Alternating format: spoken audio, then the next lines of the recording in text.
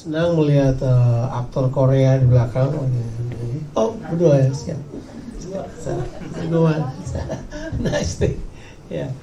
Ya, saudara kayak di ruang pengadilan ini tempat kita bercita-cita. Saya harus saudara tegang-tegang begitu, ya. Kita harusnya bersemangat.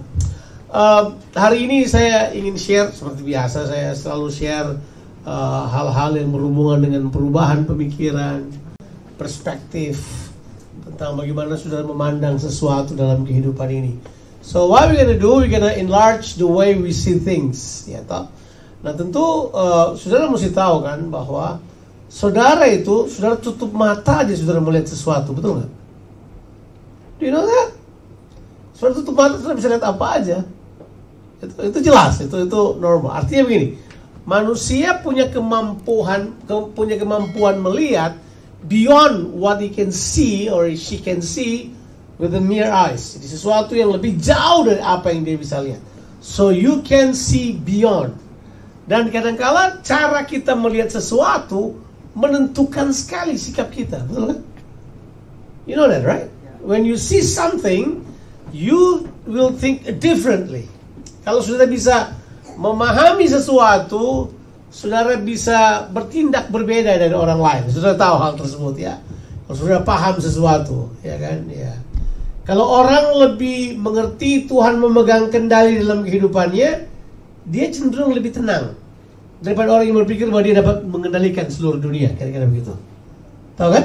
Ada orang yang pikir bahwa dia lost control. Nah, biasa orang dia rasa dia lost control, then dia akan panik, dia akan ngomong sembarang, dia akan berusaha cari sesuatu untuk memperkuat pegangannya. Tapi kalau kita tahu bahwa Tuhan mengendalikan segala sesuatu, saudara bisa tenang dan makan anggur, tenang-tenang.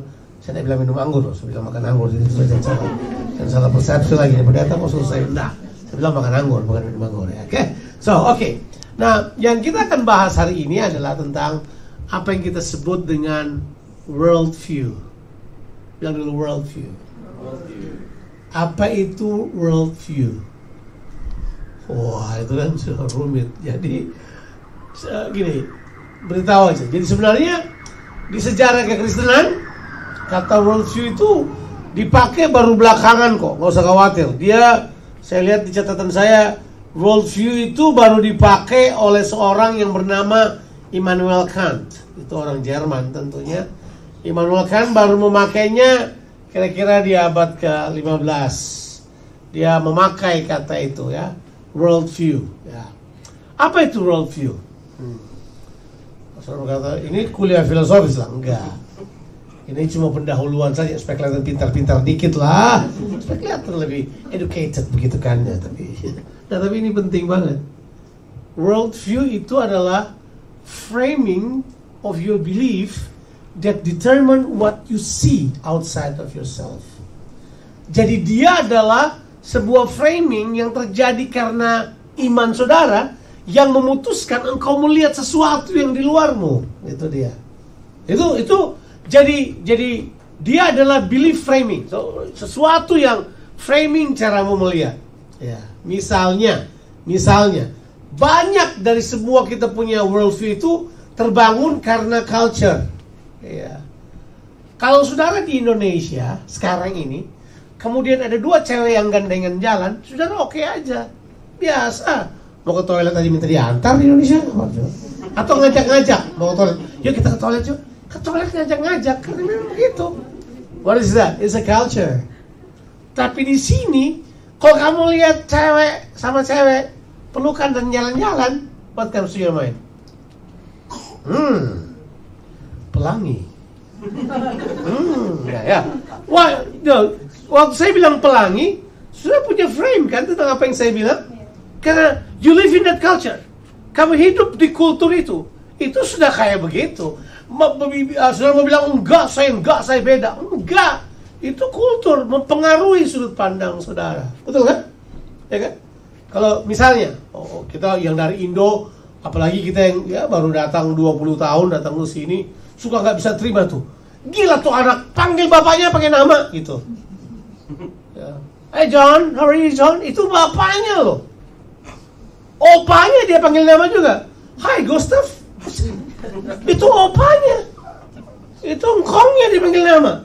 Kita udah, wah, apa nih? Kita mulai, apa itu? Itu framework of belief. Itu kita di framing berpikir kayak gitu. Kita tolak, oh enggak bisa. Nah, sama juga kalau kita mulai berbicara tentang budaya kerajaan. Sama juga kalau kita mulai berbicara tentang budaya kerajaan. Jadi ini akan menentukan sekali value dalam kehidupan saudara. Ini akan menentukan sekali nilai-nilai yang kamu bangun dalam kehidupanmu. Penting nggak? Ini penting banget. Saya kasih contoh. Ini tentang framing itu yang saya maksud. Satu kali di dalam kitab Markus, Injil Markus. Kita lihat dulu kitab Injil Markus ya. Gimana tuh Injil Markus? Saya tadi bawa handphone saya nggak? Bawa ya. Oke. Injil Markus pasalnya yang ke-13. Coba kita lihat Markus pasalnya yang ke-13 ya. Pasti ini sudah berkata, inilah kalau terlalu banyak ikut morning devotionnya Om Jo, hafal Injil Markus. Bayangkan sudah 2 bulan Markus nggak bisa habis.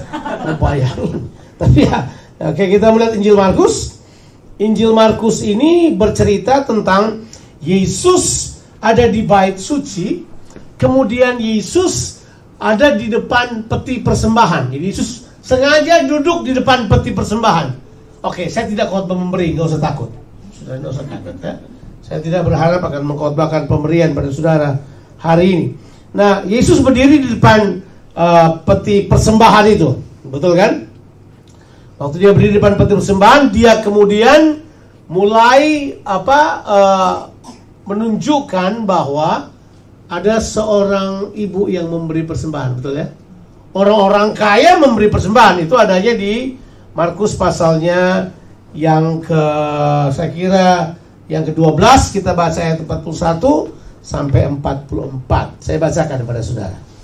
Pada suatu kali Yesus duduk menghadapi peti persembahan dan memperhatikan bagaimana orang banyak memasukkan uang ke dalam peti itu. Jadi Yesus memperhatikan bagaimana.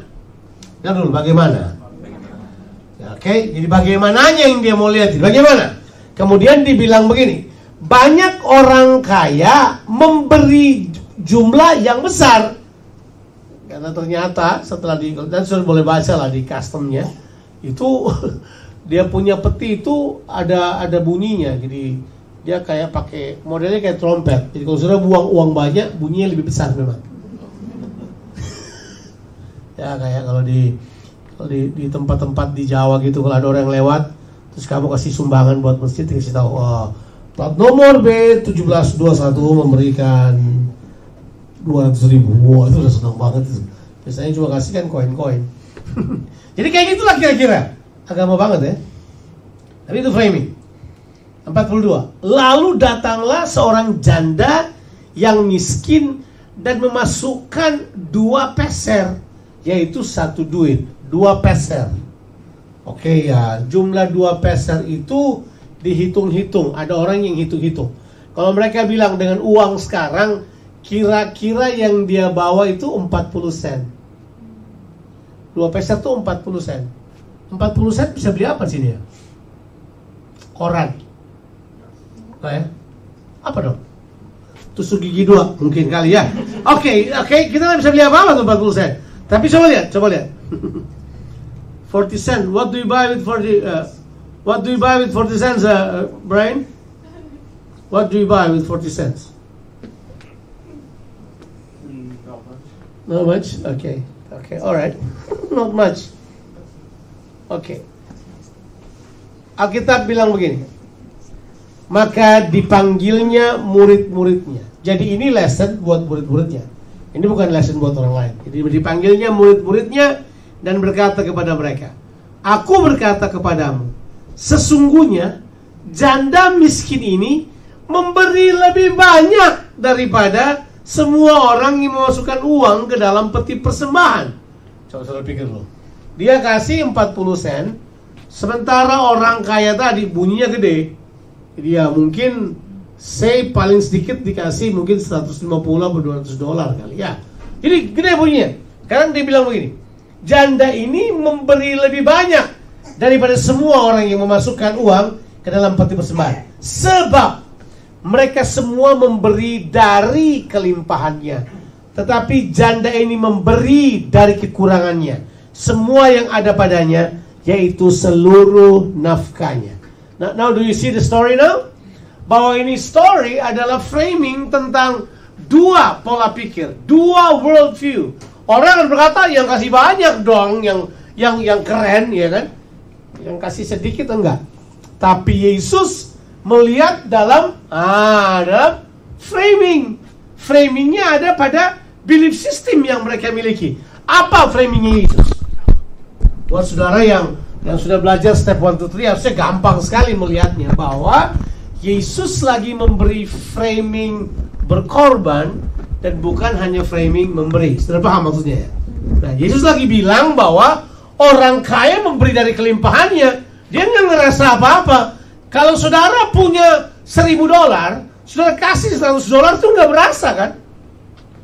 Tapi kalau saudara punya $105, saudara kasih $100, itu berasa dong. Beda dong, beda kan? Beda nggak? Itu kita berbicara framing. Nah, Yesus lagi beritahu, worldview-nya kita harusnya lebih menilai pengorbanan lebih penting daripada pemberian. Hello. Itu yang saya maksud dengan apa? Yang saya maksud dengan tadi, worldview. Kalau kita tidak punya pengertian yang jelas, kita akan berkata, Yesus ini gak masuk akal. Kenapa dia ajar orang bahwa memberi sedikit jadi jauh lebih baik? Yuk kita beri sedikit aja. Enggak, Yesus tidak mengajarkan saudara memberi sedikit. Yesus mengajarkan saudara berkorban. You know what I mean? Karena berkorban dan memberi dua hal yang berbeda. Orang bisa memberi dari kelimpahannya, tapi sukar kalau kamu tidak punya apa-apa untuk dapat memberi. Butuh apa? Pengorbanan. See the difference? Itu yang dimaksud dengan framing. Itu yang dimaksud dengan worldview. Kalau kita disuruh pilih, kita akan berkata begini, oke, saya mau ikuti janda miskin yang ini. Yang saya ikuti adalah bagaimana dia memberi, bukan berapa banyak yang dia beri. Halo? Dikata? Sudah paham maksudnya? Ada banyak sekali keputusan kita di dalam kekristenan itu bukan lagi soal apa yang kita tahu atau kita nggak tahu, tapi lebih banyak pada worldview kita. Apa yang saudara isi di dalam diri saudara dari firman Allah, kalau dia berpengaruh kepada worldview saudara, itu pasti akan berpengaruh kepada keputusanmu. Kalau dia tidak, dan selesai. Itu masalah paling besar. Itu nanti jadinya gini, kita cuma tahu, tetapi begitu diperhadapkan dengan masalah, kita akan pilih apa? Worldview dari dunia ini. Halo?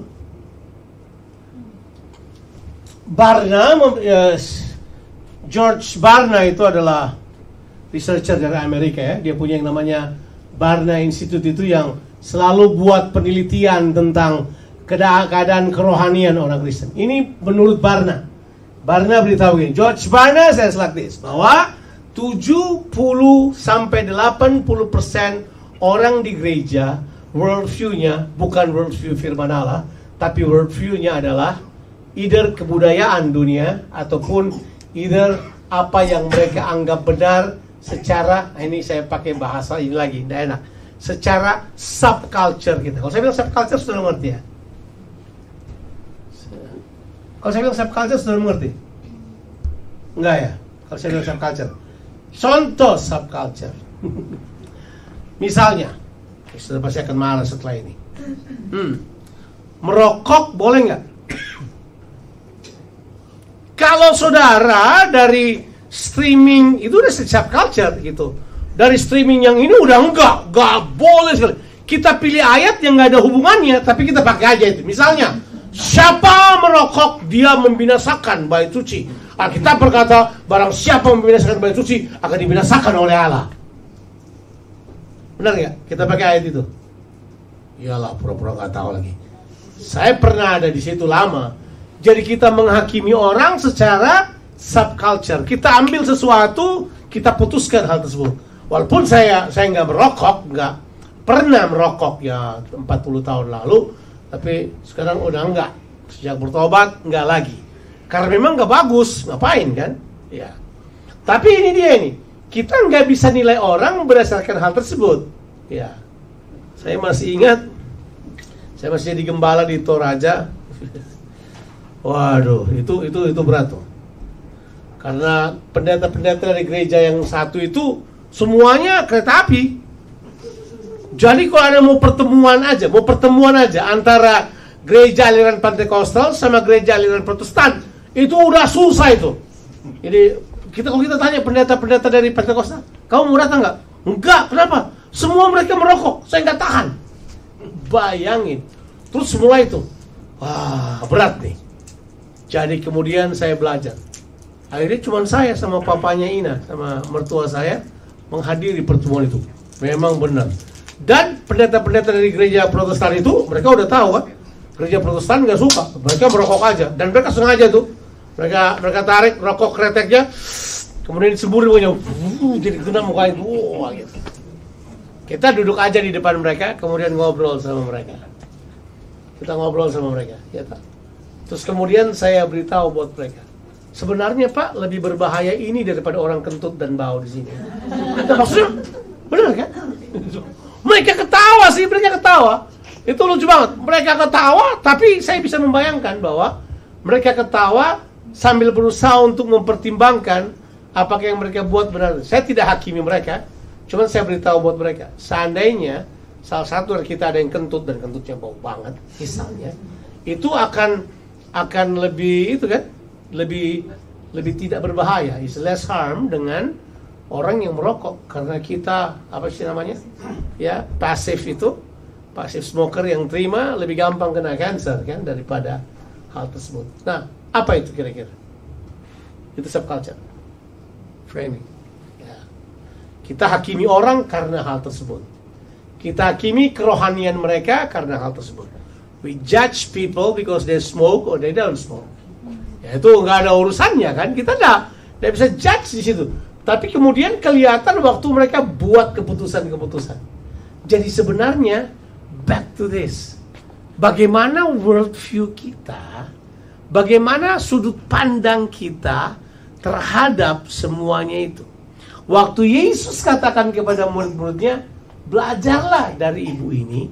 Dia lagi beritahu buat kita begini, kamu seharusnya memiliki sudut pandang seperti Tuhan memandang. Nah, saya udah lama sekali menarik kesimpulan tentang worldview ini. Sudah lama. Saya sudah memutuskan bahwa worldview kita harusnya thinking like Jesus. Kira-kira begitu.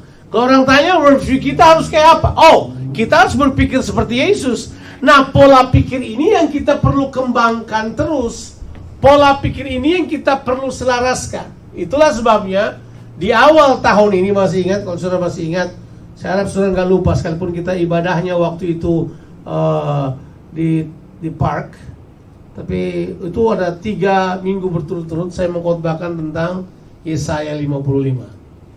Bahwa kita perlu sekali menyamakan persepsi kita atau pola pikir kita dengan pola pikir Tuhan. Tuhan mau kita berpikir seperti Dia berpikir. Makanya Alkitab bilang buat kita harus belajar firman Tuhan. Kita harus merenungkan firman Tuhan. Kita harus menjadikan budaya firman Tuhan sebagai hal yang lebih penting daripada yang lain. Firman Tuhan harus menjadi patokan yang tertinggi dalam kehidupan kita. There is no other way. Kalau kita mau coba cara yang lain, kita akan temukan diri kita hanya menyukai hal-hal yang mendukung kita dari firman Tuhan. Sedangkan apa yang firman Tuhan ajarkan kita untuk masuk pada standar Tuhan, kita biasanya tolak, ya kan? Ya. Misalnya yang orang paling suka, ayat yang orang paling suka adalah mintalah, maka kamu akan diberi. Pasti semua suka ayat tersebut. Ya coba, apa siapa yang suka? Ya toh, mintalah, maka kamu akan diberi. Carilah, kamu akan mendapatkan. Ketoklah, maka pintu akan bukakan. Tapi kalau Tuhan mulai berkata begini, tidak sanggupkah kamu berjaga-jaga dengan aku 1 jam? Kita boleh pura-pura tidak ngerti maksudnya. Maksudnya apa nih Tuhan? Ini kayaknya berat nih kayaknya. Ya? See the way people thinking? Itu worldview, Pak. Itu ada di sini. Kita kadang-kadang tidak menunjukkannya, tapi itu tersimpan rapi. Jadi nanti waktu tekanan datang, Waktu kita harus membuat decisive, keputusan-keputusan yang penting. Kita harus membuat pilihan-pilihan dalam kehidupan. Biasanya yang akan mempengaruhi keras bukan apa kata orang, tapi apa saudara? Worldview saudara. Itu sudah pasti.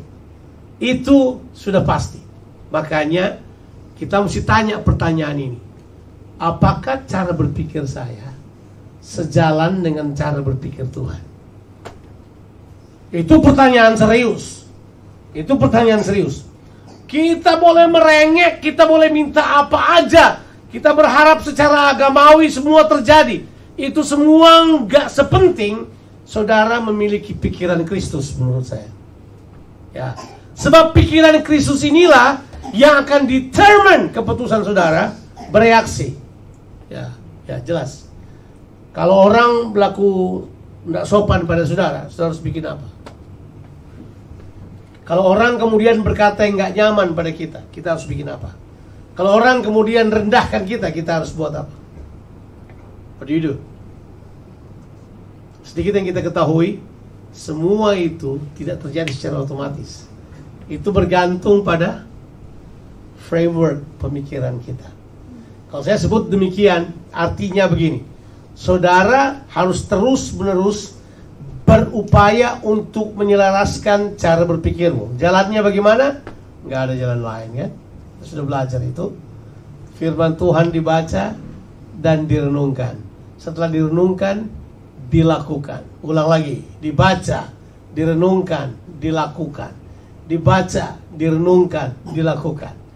Satu gereja di Solo namanya Gereja Keluarga Allah. Itu punya prinsip di dalam sel grup mereka, itu namanya 4D.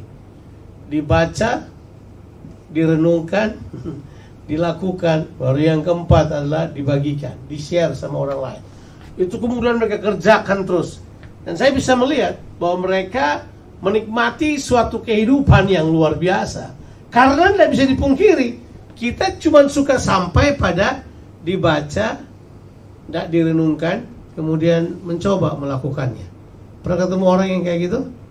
Oke, dia coba baca Alkitab, terus dia tidak tahu gimana melakukannya. Terus dia tanya, bagaimana ya kita melakukannya? Padahal ini yang paling penting.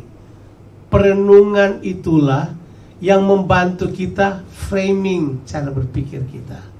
Perenungan itulah yang membantu bagaimana firman Tuhan itu menguasai alam bawah sadar kita dan pola pikir kita.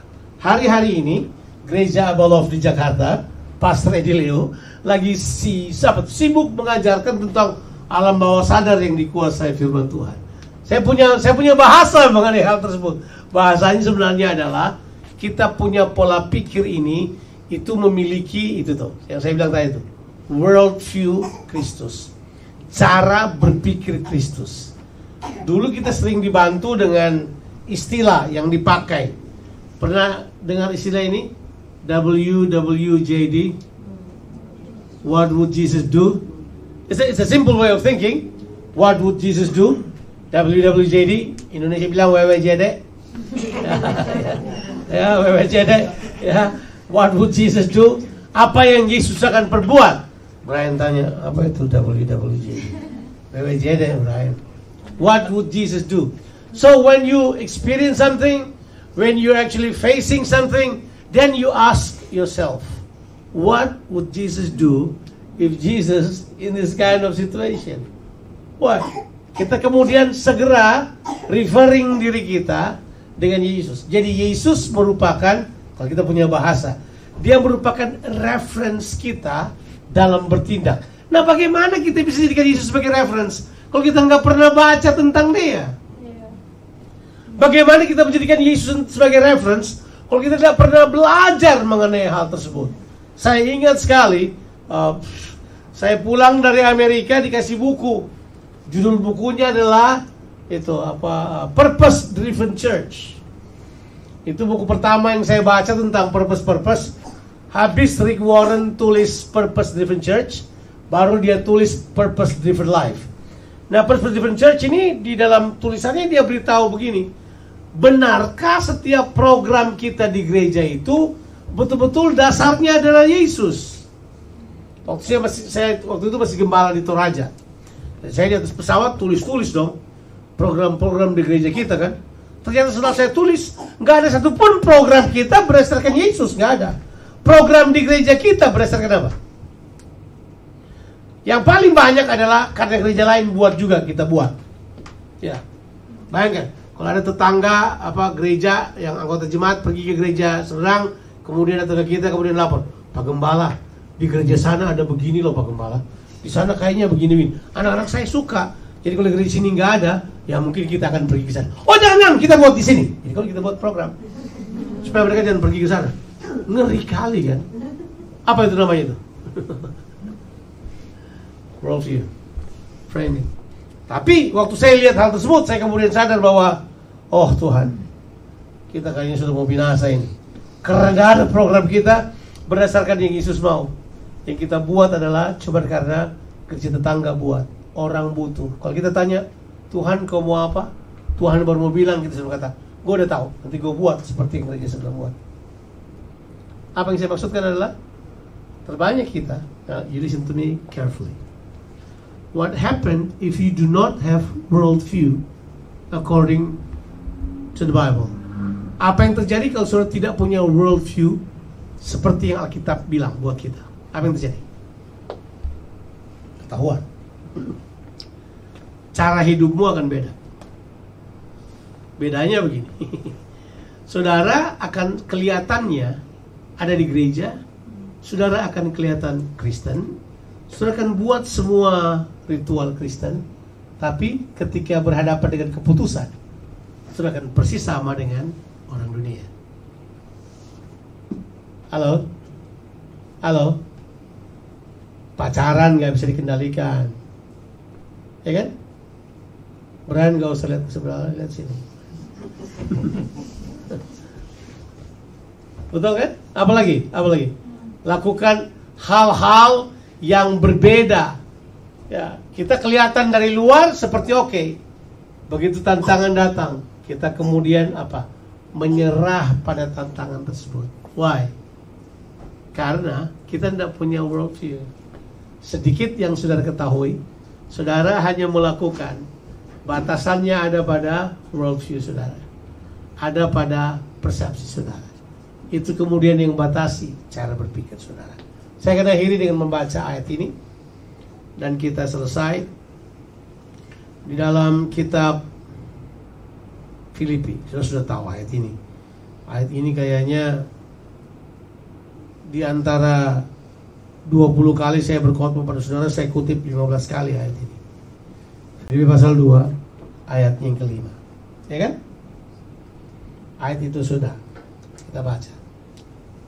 Hendaklah kamu dalam hidupmu bersama menaruh pikiran dan perasaan yang terdapat juga dalam Kristus Yesus. Dulu saya pikir ini cuman yuk belajar berpikir seperti itu. Tapi lambat laun saya paham. Inilah yang dimaksud dengan worldview. The framing of belief in our lives. Sebab itu akan memutuskan engkau melihat. Oke. Siapa yang pernah pikir bahwa dia melihat sesuatu?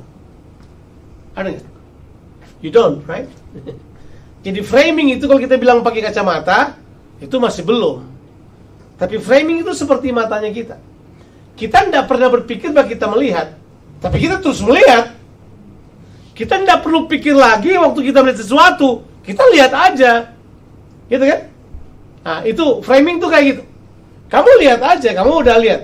Dan sedikit yang sudah ketahui bahwa kita ini adalah makhluk gambar. Apa yang kita lihat, yang tergambar di pikiran kita, itulah yang terbanyak yang kita lakukan. Jelas, itu namanya paradigm. Saya kemudian mulai paham antara worldview dan paradigm itu punya hubungan yang sangat kuat. Jadi kemudian kita sadar bahwa kalau saudara menoleh ke belakang, terbanyak yang saudara buat sekarang itu adalah karena saudara melihat orang yang saudara percayai, kagumi, melakukannya di depan saudara. Itu yang kita sebut dengan keteladanan. Sekarang saya mau bicara kepada setiap kita. bahwa teladan hidup kita itulah yang akan memberikan gambaran di kepala mereka tentang apakah atau siapakah Tuhan itu. Hello? So this is so important. Makanya saya kemudian sadar, menjadi teladan dalam kehidupan itu tidak bisa dipaksa. Menjadi teladan itu adalah akibat sebuah framework yang muncul. Sebab ada orang yang berusaha untuk menjadi teladan. Itu seperti orang yang berupaya untuk melihat, padahal dia melihat, tapi dia mau memaksakan untuk melihat. Nah gitu, enggak. Kita melihat anyway. Sama juga seperti worldview. Worldview itu adalah sesuatu yang secara natural berlaku pada kita karena itu udah tercipta di pemikiran kita. Ya, percayalah, itu adalah hal yang paling menentukan dalam tingkah laku kita. Bagaimana? Saudara mau berbuat apa sekarang? Putuskanlah untuk terus mengarahkan pemikiranmu kepada Tuhan, dan kemudian selaraskan pemikiranmu. Bagaimana caranya? Renungkan firman Tuhan. Izinkan firman Tuhan kuasai cara berpikirmu. Izinkan Tuhan kuasai seluruh kehidupanmu. Tuhan memberkati kita sekalian. Amin.